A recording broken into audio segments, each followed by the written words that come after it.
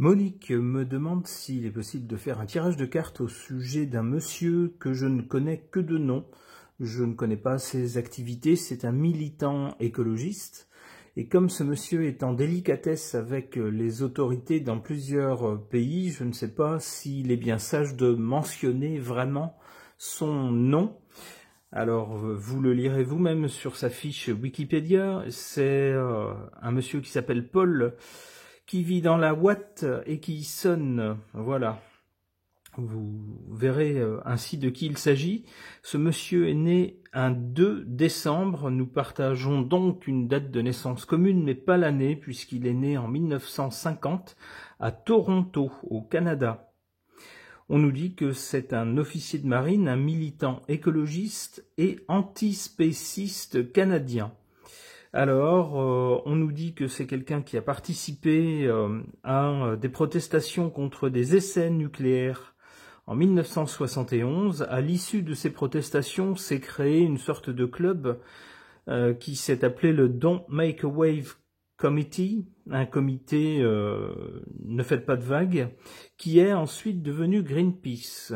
Alors, certains disent donc que ce monsieur est l'un des membres fondateurs de Greenpeace, mais l'organisation n'est pas d'accord, dit qu'il a rejoint l'organisation formellement seulement un peu plus tard.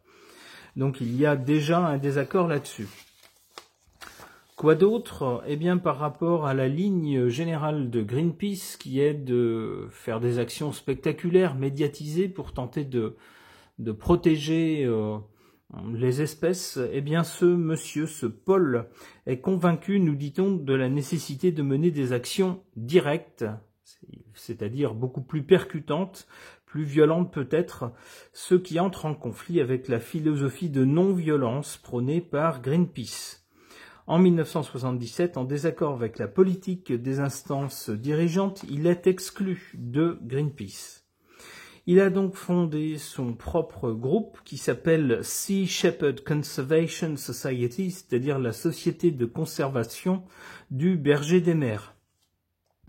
Depuis 2007, l'émission de télé-réalité Justicier des mers est consacrée à l'association et au combat qu'elle mène. C'est quelqu'un, donc ce monsieur, qui milite pour le véganisme et une vision du monde basée sur le biocentrisme et pas l'ethnocentrisme.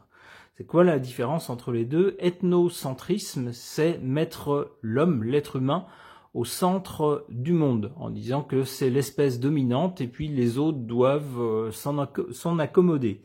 Eh bien, ce monsieur n'est pas d'accord et pour lui, c'est la vie en général qui domine sur la planète et l'homme n'est qu'une partie des espèces et doit lui aussi s'accommoder des autres. Alors on nous dit qu'il est végétalien et que tous les repas servis sur les bateaux de la Sea Shepherd Foundation sont végétaliens. On nous dit également que les campagnes qu'il mène lui ont valu des poursuites judiciaires dans divers États, dont les États-Unis, le Canada, la Norvège, le Costa Rica et le Japon. Il a été emprisonné en Allemagne en mai 2012 à la suite d'un mandat d'arrêt émis par le Costa Rica. Mais ce monsieur s'est déguisé pour prendre la fuite. Il s'est enfui d'Allemagne. Donc Interpol était sur les dents pour le retrouver. Il a été un moment sur la liste rouge d'Interpol, puis il a été supprimé de cette liste. On nous dit aussi que chaque année, ce monsieur et son ONG fait campagne contre les baleiniers japonais et gêne considérablement la flotte japonaise. Une année, on nous parle de 2011, la flotte japonaise a été tellement gênée par ces actions qu'ils ont décidé d'attaquer en justice ce monsieur. Ils ont échoué, mais les Japonais se sont, semble-t-il, plus ou moins ligués avec le Costa Rica pour poursuivre ce monsieur. On nous dit que des pressions ont été exercées sur ce monsieur. On nous dit qu'il doit également répondre devant la justice américaine de 21 chefs d'accusation d'outrage pour non-respect d'une injonction délivrée en décembre 2012 par un tribunal américain, qui exigeait qu'il ne s'approche pas à moins de 500 mètres d'un navire japonais. Apparemment, il n'aurait donc pas respecté cette injonction. C'est un monsieur qui a à son actif 11 bateaux coulés, 10 navires éperonnés et 3600 baleines sauvées, ainsi que des dizaines de milliers de phoques, dauphins, thons et requins. On nous dit qu'il est devenu pour ses ennemis l'écologiste à abattre. En juillet 2014, il a quitté les États-Unis pour la France, où il a été accueilli par Brigitte Bardot à Saint-Tropez. Ils s'étaient rencontrés en 1977. Ensuite, ce Paul s'est installé à Paris, il s'est marié en France, il vit et écrit de ses droits d'auteur, il continue de s'occuper de son ONG et fréquente Nicolas Hulot. Alors, on nous dit qu'il a été arrêté en juillet 2024 au Groenland. Le Groenland est un territoire qui appartient au Danemark, sur la base d'un mandat d'arrêt international japonais. Alors, que nous dit-on encore au sujet de ce monsieur? Il a d'autres activités écologiques. Alors là, on nous raconte tout cela, je ne vais pas m'étendre là-dessus. Ce qui est intéressant aussi, c'est ses opinions et ses relations avec les médias. Alors, ses opinions, on nous dit ici, les théories écologistes de ce monsieur sont exposées sur le site de son organisation, en particulier ses conceptions sur la taille optimale de la population humaine et l'organisation d'une société humaine sur la Terre en harmonie avec la nature. Selon lui, alors je cite ce monsieur, « Nous devons réduire radicalement et intelligemment les populations humaines à moins d'1 milliard d'individus. Nous devons éliminer le nationalisme », c'est donc quelqu'un qui est contre les nations, l'idée de nation et de défense d'une nation, et le tribalisme, et devenir des terriens. Donc pour lui, il faudrait qu'il n'y ait qu'une seule nation, la nation Terre. On nous dit que ce monsieur est ouvertement misanthrope, c'est-à-dire qu'il n'aime pas les êtres humains. C'est certain, je ne suis pas un grand fan de l'espèce humaine dans son ensemble, admet-il, mes congénères sont des primates arrogants et incontrôlables. Le monde est rempli d'une foule de foules décérébrées qui vivent dans des univers fantaisistes fondés sur la religion ou le divertissement. Voilà ce qu'il pense des gens en général. Et puis concernant les relations avec les médias, on nous dit que c'est quelqu'un qui méprise les médias grand public. Selon lui, ces médias définissent ce qui est vrai, ce qui est juste dans le monde actuel, c'est-à-dire selon leurs propres intérêts. Il pense que les médias ne disent pas la vérité, ou en tout cas pas toute la vérité. Alors voilà grosso modo un tour d'horizon de la bio de ce monsieur que je ne connaissais pas, que je ne connaissais que de nom. Alors maintenant, qu'est-ce que les cartes suggèrent au sujet de ce monsieur, ce Paul? J'interroge pour cela le tarot de Marseille.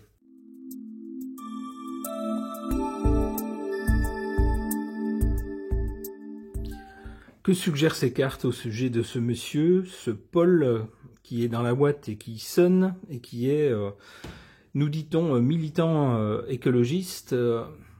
Eh bien, on voit d'abord du côté du passé, avec cette carte de la Lune, une situation assez trouble, pas très claire. Alors ça peut nous dire que ce monsieur a un peu cherché sa voie à travers diverses choses. D'abord en étant marin lui-même dans la marine marchande, ensuite en prenant part à certaines protestations, ensuite en participant à la fondation d'un groupe écologiste désormais très reconnu, puis ensuite en divergeant, en étant plus ou moins exclu, puis en fondant sa propre organisation. C'est quelqu'un qui a également cherché une voie politique. On nous dit qu'il a tenté de se présenter à des élections, mais sans succès.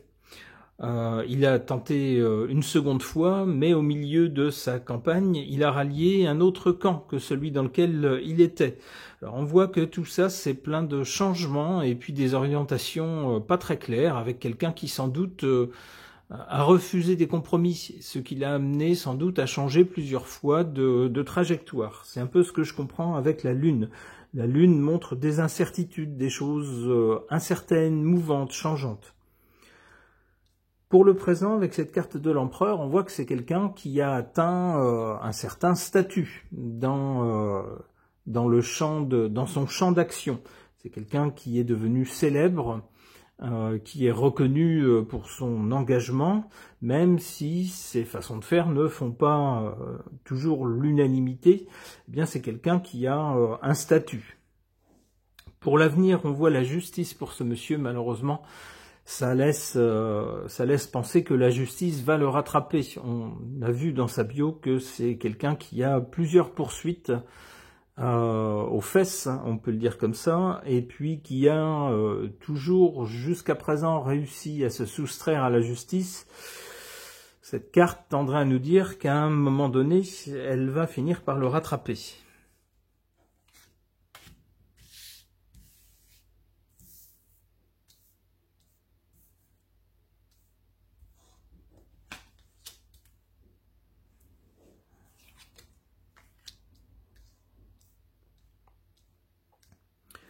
En carte favorable pour ce monsieur, cette carte de l'impératrice. L'impératrice, c'est une carte, on va dire, d'organisation, de communication, tout est bien huilé entre tout le monde. On peut penser que c'est quelqu'un qui, fort de ses diverses expériences passées, a acquis maintenant un certain savoir-faire dans la façon de mener ses combats et de les rendre publics, de les faire connaître du grand public. Aussi sans doute sur la façon de communiquer ces choses-là, de communiquer par rapport à ses actions. Alors, on a vu dans sa bio que c'est quelqu'un qui, pour qui le côté non violent de l'écologie ne convient pas. Grosso modo, c'est quelqu'un qui dit si vous restez non violent tout le temps, rien ne se passera. Hein, les gens s'en fichent, les responsables de mauvaises actions s'en fichent.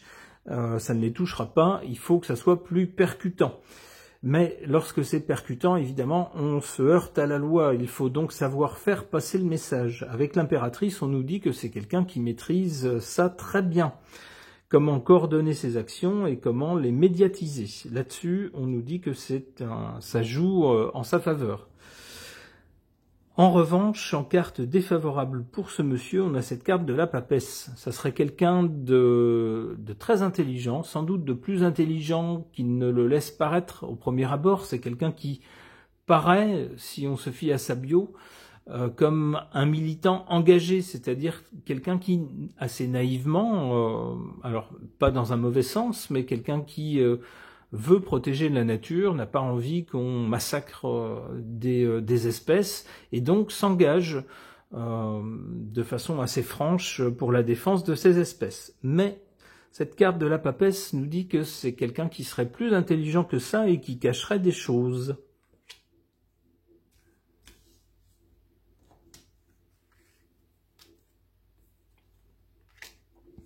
Ah, justice et force. Un bras de fer avec la justice s'annonce pour ce monsieur.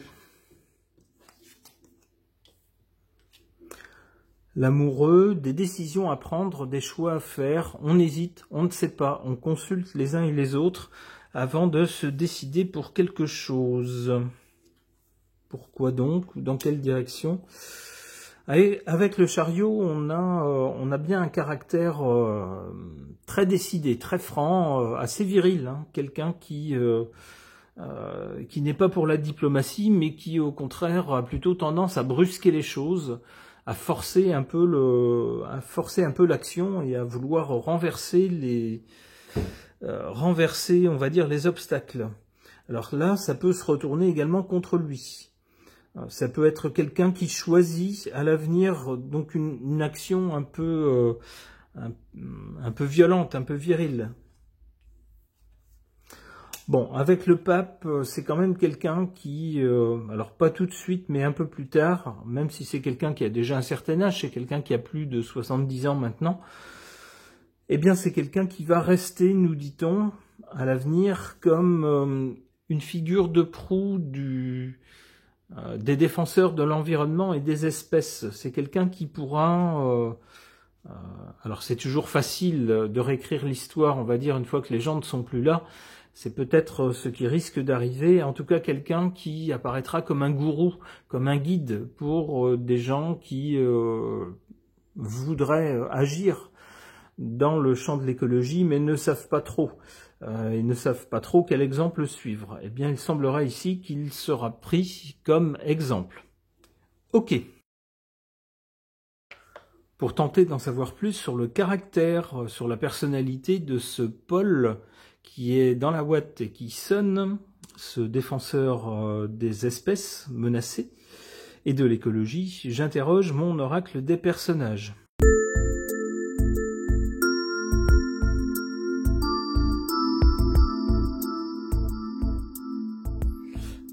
Alors, quel type de profil dessinent ces cartes concernant ce monsieur? Qu'est-ce que ça suggère?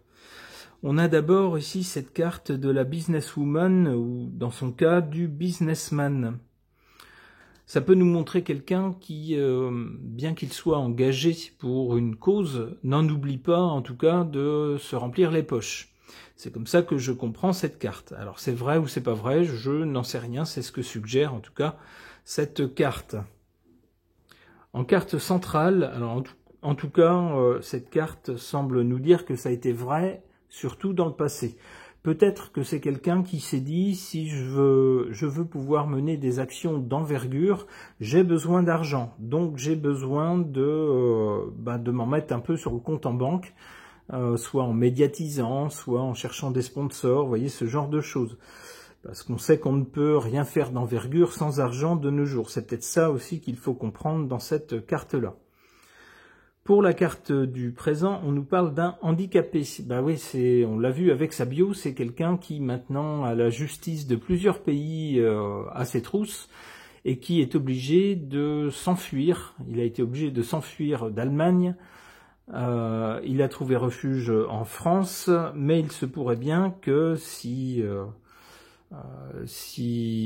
la justice décide de resserrer les boulons autour de lui, il se retrouve dans une très mauvaise passe. En tout cas, ces problèmes dus à ses actions coup de poing, ses actions choc dans différentes parties du monde, le laisse handicapé de ce point de vue-là, puisque c'est quelqu'un qui ne peut pas se rendre dans tel ou tel pays librement, étant donné qu'il est en délicatesse avec la justice. Il est donc handicapé de ce point de vue-là.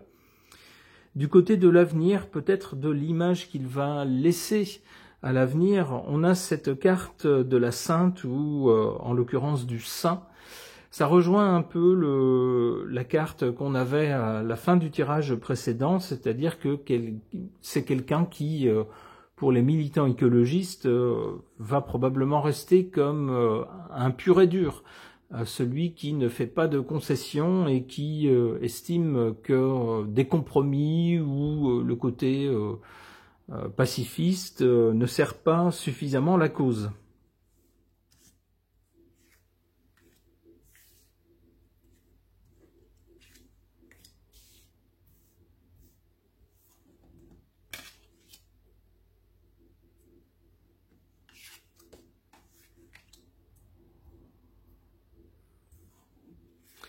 En carte favorable pour ce monsieur, on a cette carte du religieux. Alors, on peut, je ne sais pas si ce monsieur est affilié à une religion, je n'ai pas l'impression, étant donné le jugement qu'il a porté sur l'humanité en général, disant que les gens, grosso modo, c'est des foules abruties par, je le cite, les religions et puis le divertissement, donc je ne pense pas qu'il soit dans une religion traditionnelle, mais je penserais plutôt que son action, son engagement pour les espèces et pour l'écologie est devenu pour lui une véritable religion, une raison de vivre, et puis un principe autour duquel tourne sa vie et c'est les engagements de sa vie, de toute sa vie.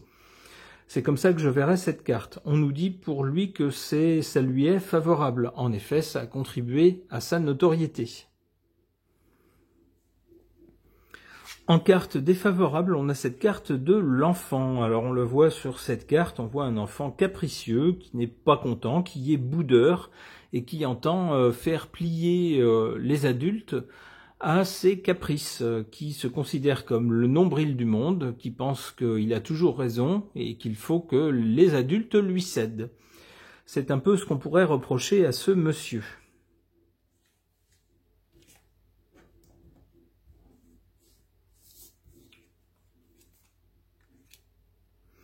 Bon, c'est un peu le même défaut qu'on va retrouver dans cette carte de l'adolescent. On nous dit du côté du négatif, en fait, de ce genre de caractère, brasse beaucoup d'air et de paroles et manque de recul dans ses prises de conscience. Alors c'est quelqu'un effectivement qui a un parti pris pour la défense des espèces, c'est très bien, c'est louable, c'est très bien, mais il n'est pas tout seul dans le monde. Il n'y a aucune raison que le reste du monde se plie à lui et lui obéisse. Il faut donc trouver des compromis.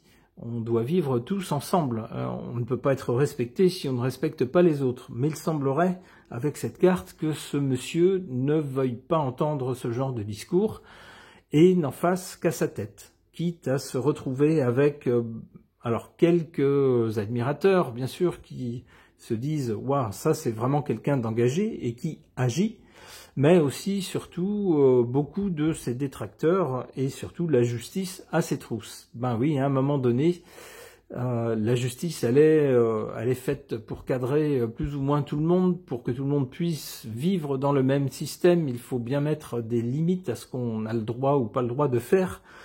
Et on ne peut pas, au nom d'une, on va dire au nom d'une idée, au nom d'une idéologie qui nous est chère, se soustraire à la justice. Ça semblerait être le point faible de ce monsieur.